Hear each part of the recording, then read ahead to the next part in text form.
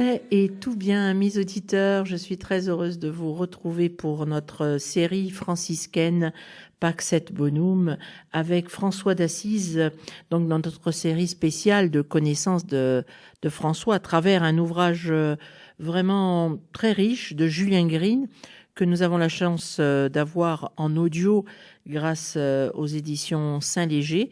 Et je vous propose donc des petits épisodes. Nous poursuivons donc notre découverte de François. Julien Green a le mérite de nous montrer aussi tout le contexte historique et donc de nous faire bien comprendre, bien réaliser aussi le milieu et la réponse, on peut dire, de l'Esprit Saint à ce milieu à travers aussi François.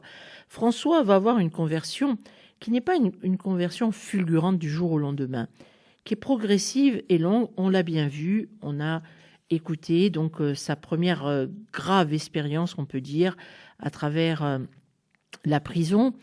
Et aussi maintenant, on va rentrer un peu plus dans ce chemin que lui fait faire le Seigneur à travers les premières désillusions que François va découvrir. Et vous verrez, c'est très important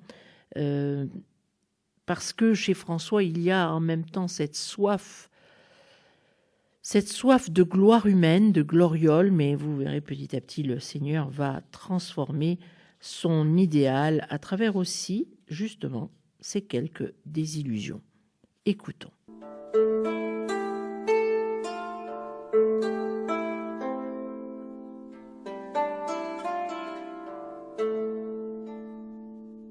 Première désillusion.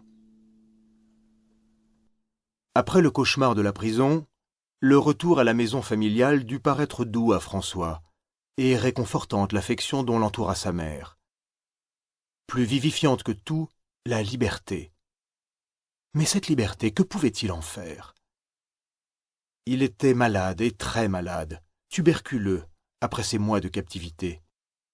Et puis, le souvenir de ceux qui l'avaient laissé en prison le visitait sans cesse, comme celui des amis morts dans la boucherie de Collestrada.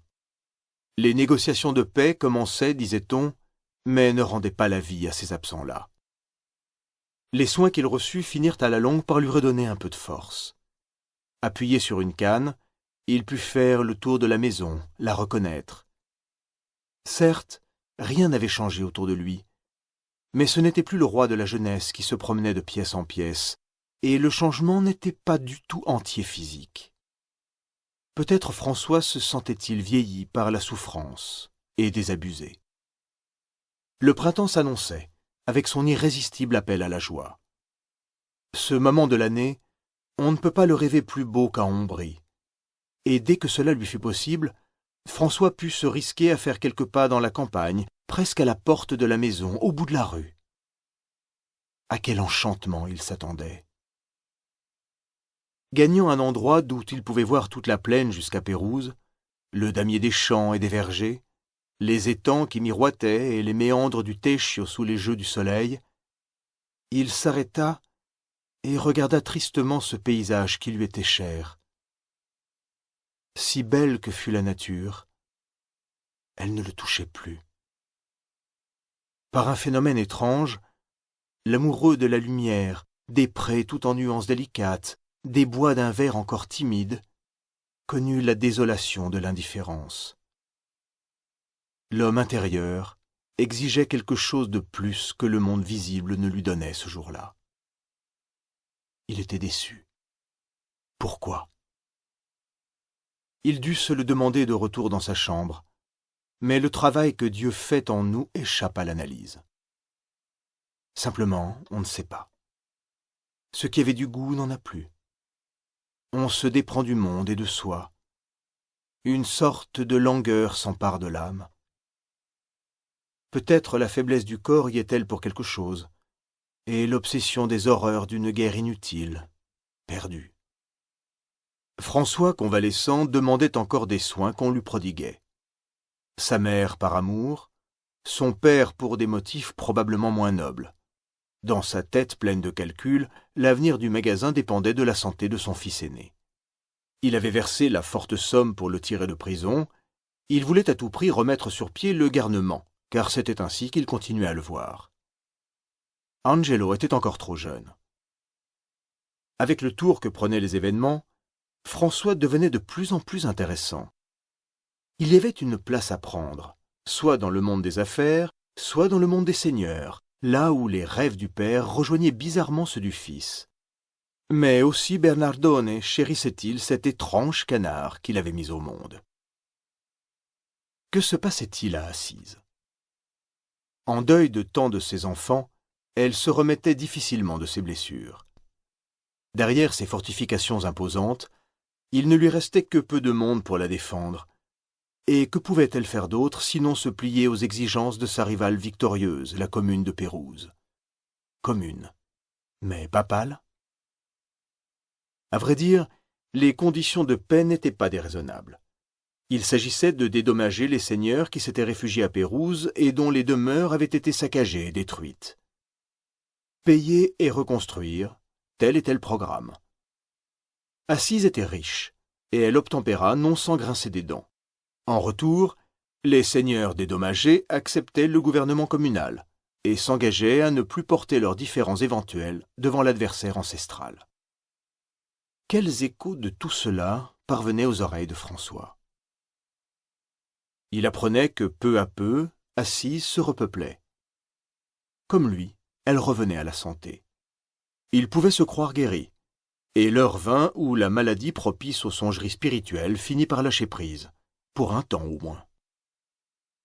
Le corps affaibli, libéré de tout désir, avait permis à l'âme de s'exprimer à son tour, et les exigences de l'âme peuvent être plus dures encore que celles des sens. Mais avec les forces qui croissaient de jour en jour, renaissait un monde aux séductions ensorcelantes.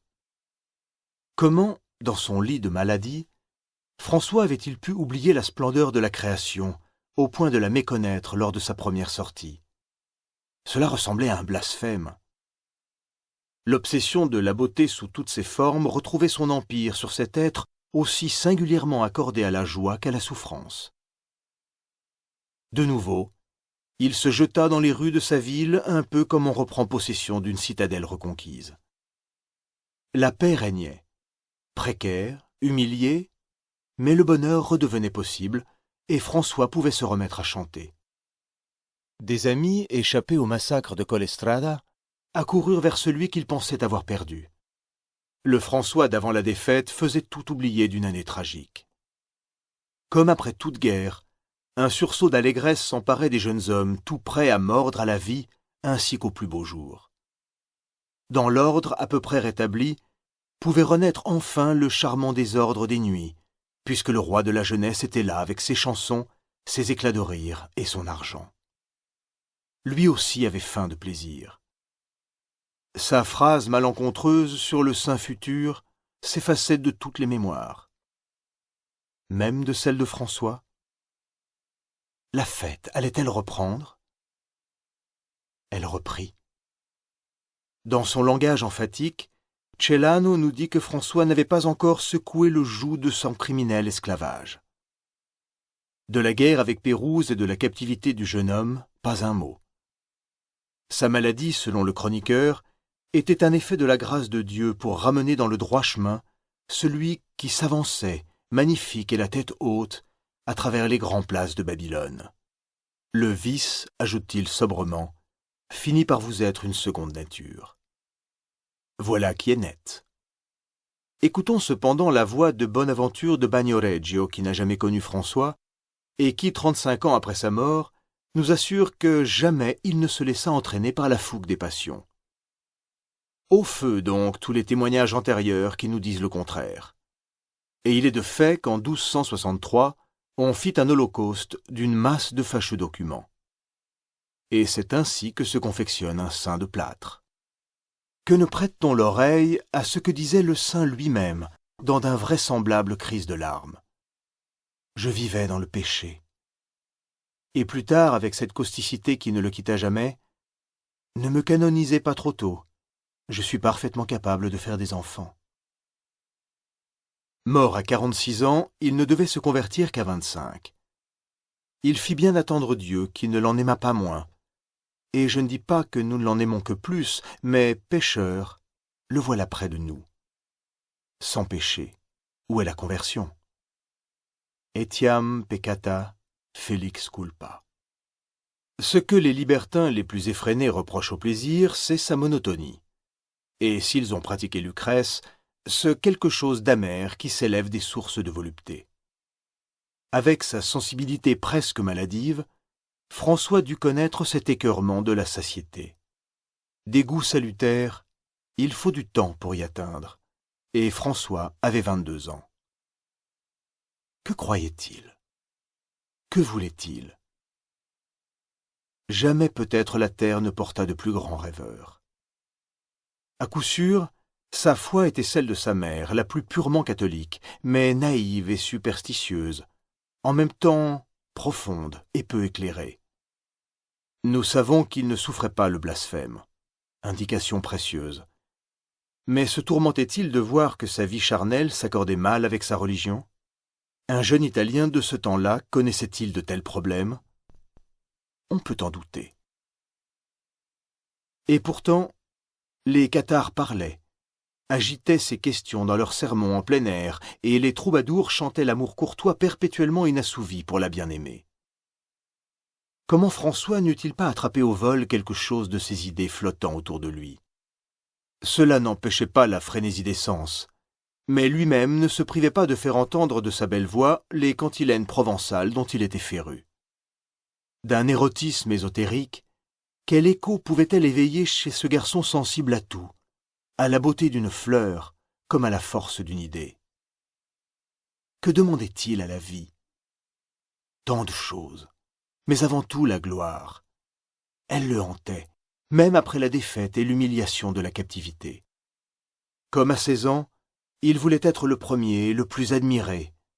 « Vous verrez que je serai adoré », était un cri d'enfant. Ce qui frappe chez le jeune François, c'est qu'il désire exactement tout ce qu'il méprisera plus tard. Ses défauts sont comme le catalogue de ses vertus à venir, vu à l'envers dans un miroir. Pour le moment, il est fasciné par le clinquant de la chevalerie. L'idole du jour est un aventurier champenois, Gauthier de Brienne.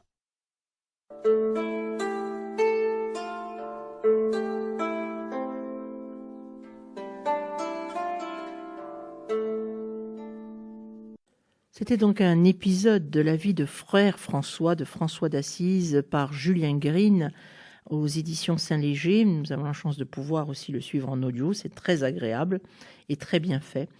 Et nous nous arrêtons aujourd'hui donc avec ces premières désillusions de François. Vous l'avez entendu, ça s'arrête sur le nom d'un grand chevalier. Il s'agit donc de Gauthier de Brienne, et nous verrons véritablement ce rêve de chevalier idéal, de chevalier de l'idéal.